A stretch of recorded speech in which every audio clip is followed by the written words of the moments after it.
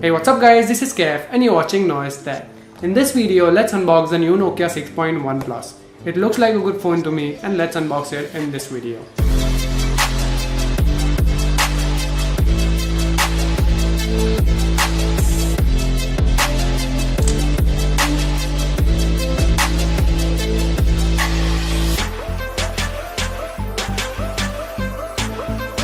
Okay, so this is the Nokia 6.1 Plus. Looks like a fantastic device to me.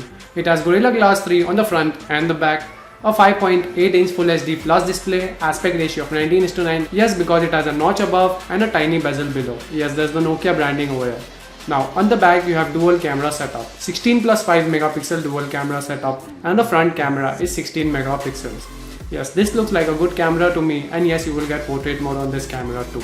Now coming to the button placement, you have the volume buttons and the power button on the right, the headphone jack at the top, the SIM card tray at the left, and at the bottom you have the Type-C port and the speaker grill. On the back you have the fingerprint scanner, the Nokia branding, and the Android One branding. Yes, this guy supports Android One. So yes, you will be receiving Android P and Android Q updates very soon on this phone. Okay, so early impressions are, this phone looks fantastic. Yes, this is very comfortable in the hand because of a 5.8-inch display. And yes, it looks fantastic. It has a notch above and I think it is good and better than many other phones. At 16,000 rupees, this looks like a great device to me. Snapdragon 636, 4GB of RAM, 64GB of internal storage. Yes, you do get micro SD card support as well. So yes, this is a great phone and also a must buy in 2018. So guys, this was a quick unboxing of the Nokia 6.1 Plus. This looks like a good device to me and we will be testing this device ahead in the future as well. Thanks for watching guys, because that really helped.